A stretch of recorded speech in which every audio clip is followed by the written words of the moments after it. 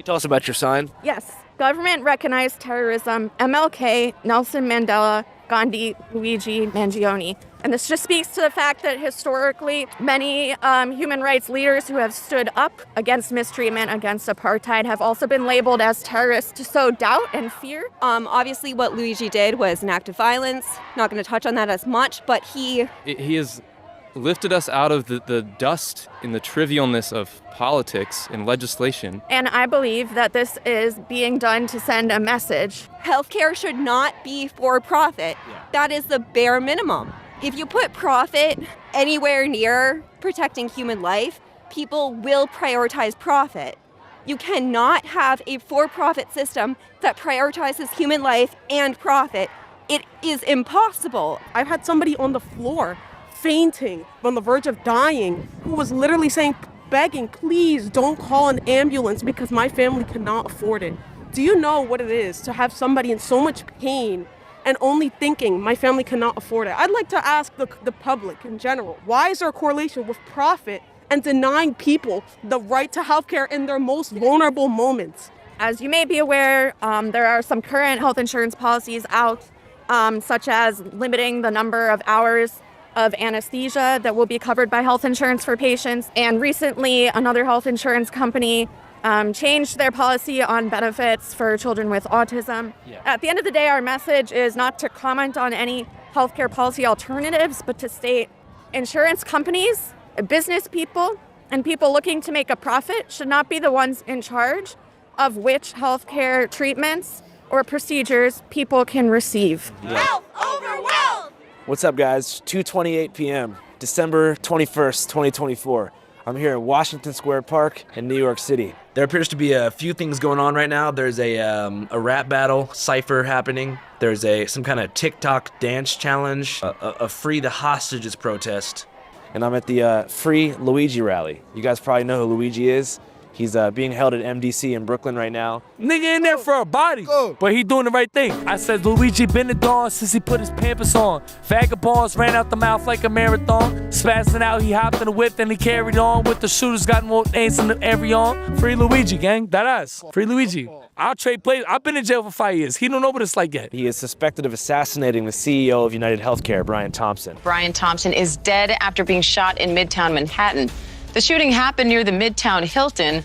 Thompson was not staying in the hotel, but we've learned he was in New York for an investors conference. According to a manifesto that was leaked by investigative journalist Ken Klippenstein, who we interview later in this video, Luigi has a major problem with the health insurance industry, and possibly health insurance claim denials, which essentially means insurance companies refusing to cover the cost of medical treatment for insured patients, aka paying customers. For you pampered Europeans out there who don't know what freedom tastes like, let me explain something to you. In the United States, on top of sales and personal income tax, we also pay, on average, $550 a month to private companies for something called health insurance, who in return give us a cool card that we take to the doctor when something goes wrong. At the hospital or at the front desk of an urgent care clinic, the doctor or receptionist, before telling you what's wrong or what the options are for treatment, will first ask you if you have the card or not. If you don't have the card, just getting into the door and being seen by a doctor is between 2 to 10 times more expensive. Then after you're in there, the tomfoolery continues. After a doctor diagnoses you and makes a recommendation as to what they believe is the correct course of action, whether it be surgery, therapy, medication, or what have you, they have to file a claim with your insurance provider and ask them, the ones you're paying, if it's in budget for their company. This is called filing a health insurance claim. In some cases, companies will deny the claims, which forces doctors and physicians to present their patients with a depressing ultimatum. Either pay exorbitant uninsured rates for care, or if you can't afford it, get the hell out of here, you sick bastard, and come back with some money. And if you can't find some money, you could submit an appeal and begin that lengthy process, which on average takes over 180 days, a window in which 47% of respondents said their health condition got worse. United Healthcare, of which Brian Thompson was the CEO, has the highest claim denial rate of any other major health insurance company. Part of this has to do with the fact that during COVID, the company began using AI to assess and deny claims. Data is at the core of our agenda to improve healthcare, which directly influences how we develop innovative consumer solutions. According to a class action lawsuit filed in Minnesota by the estates of 2 deceased patients, the AI tool they deployed, called NaviHealth, now defunct, had a known 90% error rate, but the company refused to fix the problem, leading to a series of protests and more litigation from across the country, way before Luigi entered the picture. Complicating the crime Thompson was under investigation for insider trading. The city of Hollywood's Firefighters Pension Fund is part of a class action lawsuit against Thompson and United Healthcare. These parasites had it coming, Luigi allegedly writes, framing Brian Thompson as a predatory businessman and himself as an arbiter of karmic retribution. Thompson leaves behind a soon-to-be ex-wife and 2 teenage sons, which is sad. People dying sucks. However, 41% of young voters polled by Emerson College in Boston say the assassination was quote-unquote acceptable. And the past few weeks on social media have seen a rabid frenzy of cult-like Luigi worship, exalting him as a righteous reaper who took matters into his own hands. Something of a communist Kyle Rittenhouse, fulfilling a deep, almost primal void that so many have had for an Italian-American anti-hero since Tony Soprano left us in 2007. His commissary good, he got bitches visiting him, all that. Despite having pled not guilty, market data suggests that Luigi hats are flying off the shelves at record rates. And with no progressive policy change in the cards for the next 4 years, scores of young progressives have been given hope. This is a person that he saw was the head of a company that was guiding a company that implemented an AI system to deny claims to vulnerable people, elderly people, that had a denial rate of over almost 90%, that was continuing, to just profit off of widespread suffering. If you were to ask how many people who are insured get denied their health care claims, there's no math on that because they will never release those numbers. They don't have to, and it would incriminate them. If you were to ask how many were uninsured and die every year, it's approximately 48,000, which is 4,000 people a month, 130 a day, 5 an hour, and 1 person every minute and a half is dying in this country because they're being held hostage by the health insurers. Every person that dies does not just die. They are killed by the health insurance system. They are assassinated. They are executed by the capitalist system for profit. Wow. And so to pretend that one man in charge of that system being executed is somehow more important than every single person every minute and a half who is being executed it's abominable. Imagine carefully planning the execution of someone you don't even know, haven't met, someone who hasn't done a thing to you, and now he's a hero to some on the left. The media pretends that because you shoot somebody, it's somehow more unacceptable than to sign a paper denying somebody coverage and signing their death warrant. But it's murder just the same. As sad as death is, this country has been built on blood and death. And the president and the vice president are posing and smiling with a known murderer, Daniel Penny, who we know murdered a man. Whether the legality lets him go to prison or go free is a completely different thing. So I would say to the president, if he would stop eating McDonald's and get out of the golf resort, he could maybe ask the billionaire who's dog walking him if he could start working for healthcare for the people that elected him. Because health is one of the most important things to being human. It's one of the things that continue to make us humane, that allow us to do all of the things that society continues to build on, all the things that make you happy, activities, whatsoever. If you are not in good health, then that basically closes the door to every other thing that you would like to do in life. And every other major first world nation, and all of the others, have universal health care. I came down here because personally I'm going through the whole healthcare thing. I got the same back surgery as Luigi. Probably, December 24th. And can you explain exactly what that surgery is? It is a surgery on your lumbar. It would be, I believe that would be the L4 and 5 that I got the surgery on. Lumbar is like the lower part of your back? Yeah, the lumbar down at the bottom here. And also I got one in my neck. According to Reddit posts made by Luigi, he underwent a pretty difficult spinal surgery last year for chronic back pain, specifically in the lower lumbar region, where he had a misalignment that caused him extreme pain, unable to look up, arch his back, surf, rock climb, or be intimate. The surgery, called a discectomy, typically costs between $15,000 and $50,000 without insurance. And even those who can afford it often find themselves waiting months and even years for care. So when I got my surgery, it was a year and a half of trying to get the ability to get the surgery, and the whole time I had nerve damage. Now I have permanent nerve damage, and they're saying that a lot of it was because I had to sit around for so long. So what they gave me was like a medication. I was on pain like opiates. now the insurance companies are saying that it's not a long-term thing. I can't sleep. I can't do anything without like medication. I'm at the point where I can't even afford to keep going with insurance. I haven't worked for 2 years since this incident. And like, I guess the reason why I'm down here is because I keep hearing, you know, about everybody suffering from the healthcare system. And like myself, I'm about to be homeless. Like I lost everything. I was making about $114K a year. And now I'm down to nothing. When I went to the disability office and everything, I did that over a year and a half ago, and I'm still pending in the courts. I haven't had a first court date. So the whole system is designed to just take you out. Like in the next 2-3 months, I'm going to have to find a way to move. I don't have any family. So I'm going to go hang out with some friends and try to do that while I'm suing a company for what happened. But in the meanwhile, there's no help or health care. And now I'm looking down that I won't have any medication, which means I can't go on walks, I can't sleep, I can't sit, I can't do anything comfortably, I can't even cook. So I just wanted to let you know what's going on with me. What's the medication you're taking? Oxycodone. 10 by 325. I used to be on 5 a day, so 50 milligrams.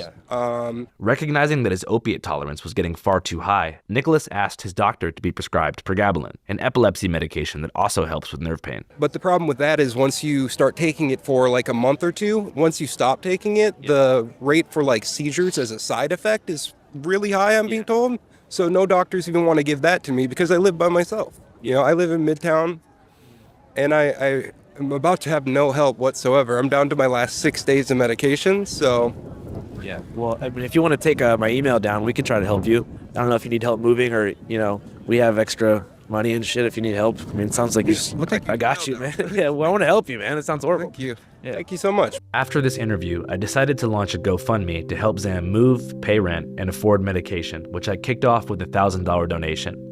I hope that collectively we can all pitch in a few bucks and help him to at least get some relief in this objectively horrible situation. He struck me as a great guy, and I'm very blessed to have the platform to help people who need it. I've put the link in the pinned comment in the description of this video. All right, let's go back to the controversial manifesto that was leaked. Also in his backpack, according to police, a 3-page handwritten manifesto confessing to the murder of United Healthcare's CEO Brian Thompson and ranting about other health insurance bosses. Frankly, these parasites simply had it coming. And so whenever you read that manifesto and you noticed that parallel, did you resonate with the frustration that Luigi felt? I'll be honest, yeah. I don't know if the manifesto is real or not. Like he said, you can't trust anything the NYPD says. Yeah. But in regards to what it said, like not being able to sleep, rolling over, there were days, I had someone who used to come and help me where if I didn't have medication, like if it was on back order before my surgery, I would be throwing up from the pain. I couldn't, crawling to the bathroom. It was fucking terrible. And sorry. And also if... It's not the real news. You can curse all you want. As illustrated by this conversation, there's been many disputes regarding the authenticity of the alleged Luigi manifesto. However, the journalist who leaked it is quite reputable, so I believe it to be real. And I had many questions for him. Here's what Ken had to say. I'm Ken Klippenstein. I'm an investigative reporter. You made the choice to leak Mangione's manifesto to the public. I want to know why you made that choice. Well, I just thought it was media paternalism at its worst to withhold this on, I think, the dubious grounds that releasing this out to the public is going to be like some kind of code word, like in the Manchurian Candidate, where it's just going to activate something in everyone's brain and cause them to take out acts of violence against other CEOs. I mean, all this sounds very familiar to me. It reminds me of the argument that violent video games is causing shootings. I think it's just scapegoating something else because people don't want to deal with the underlying issue of why would the health insurance industry produce grievances of the sort that would cause people to find memes about this person dying funny. That's the question that people should be looking at. And to me, that is the kind of active ingredient in all of this that's driving the response that some people find distasteful. But instead of looking at that, they're just kind of wagging their finger and saying, oh, if we just take it down from everywhere. I mean, I had, internal chats from the New York Times staff leaked to me showing that they were instructed from on high above, like senior management, telling them we need to, quote, dial down the use of Mangione's photo, his headshot in pictures. The idea being we don't want to, play into the glorification of him. And the idea that a picture of somebody is going to intrinsically just, again, cause everyone, it shows you how much contempt they have for the public, that they think people are zombies that are just going to see something and just act it out. And there's no critical thought that happens. Is that their version of populism, killing CEOs? And look, to the extent that they're justifying this, what they're doing even worse is they're tacitly encouraging copycats. So you're saying that the CEOs and the government are scared of like a V for Vendetta final scene in Joker contagious wave of assassinations happening? In fact, they use that word contagion. If you look at what the head of NYPD intelligence, which is a very big office, NYPD is, on the footing of a national agency, multi-billion-dollar budget. And she gave a public speech to the Atlantic Council, a think tank, in which she described this explicitly in, counterterror terms, including the speech being expressed in support of Mangione. And so it's not just about him as an individual. They are treating this, like you said, and using the word contagion. There's this whole, law enforcement theory that it is almost like the Cold War. Or Vietnam, the idea that it's going to jump from communism will jump from one country to another and then it'll spread to another. I haven't seen any evidence for that. To date, there's no example of somebody shooting someone else in response to this. There is an example of a lot of people posting mean tweets and things, but to say that that is comparable to, murdering somebody, there's just no comparison. And so there's no evidence for it. I mean, I guess what they would say is, well, wait and see. Yeah. But what it says to me is that there's a lot of people in the intelligence community that don't know how to read the internet and don't understand irony and don't understand sarcasm and don't understand, shit posting. And so they take it at face value and say, wow, there's this army of V for Vendetta masks that are just going to, come out in force with pitchforks and come after us. And that really seems to be what the manner in which they're responding. It's a sort of moral panic I think we're seeing right now. And my hope is that people will look at more and more of the evidence come out, not just in the form of the manifesto, but the trial that's going to happen, and say, hey, there's much more to this story than that some guy snapped and just went crazy or whatever. Yeah, I think there's a big conversation to be had too around the idea of violence. I think that, of course, we know shooting someone in the head or in the body, wherever he was shot, that's violence. That's, you're shooting someone. People think of fist fighting and those kind of actions. Assassinations that's violence. But they don't use that term when they think about policies that lead to people dying and healthcare and medicine prices that result in people dying or people claiming that effectively is a form of violence. You might not be being strangled to death, but you would have otherwise lived if it wasn't for their policies. Yeah. And when you look at the urgency of the discussion around this, let's be frank, one person who died, again, there has been no other attempt to kill anybody anywhere else, no evidence of a copycat attack. It's hard to look at that and say there's any other reason for that than that he was a really rich, powerful person.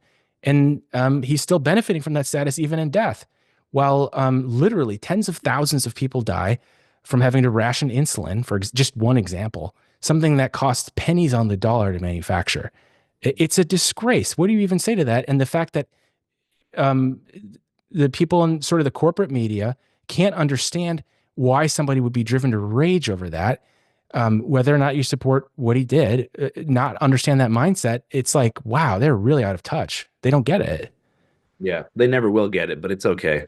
If you'd like to see our full, uncut interview with Ken, where we break down the manifesto sentence by sentence and discuss everything under the sun, go to our Patreon, www.patreon.com/channel5. As many of you know, we are totally independent and mostly crowdfunded. So if you'd like to support us and see some uncensored, exclusive content, head on over. I'll put the link also in the description and bio. Thanks. Channel 5 live worldwide, Hollywood and Vine. Fuck the authority, Channel 5 News. Channel 55. We don't fuck with custers. And 5 is the best number. I could charge you $200, for this video alone. I said a lot of things. I can charge you $200 too. You can't. You know why? You know you can't? Why? I'm a part of Lyrical Lemonade, which is a contract company. I said 4 things that are copyrighted. I'm under them. Oh, really? Yeah. You know Cole? Cole? Yeah. Cole Bennett? Yeah.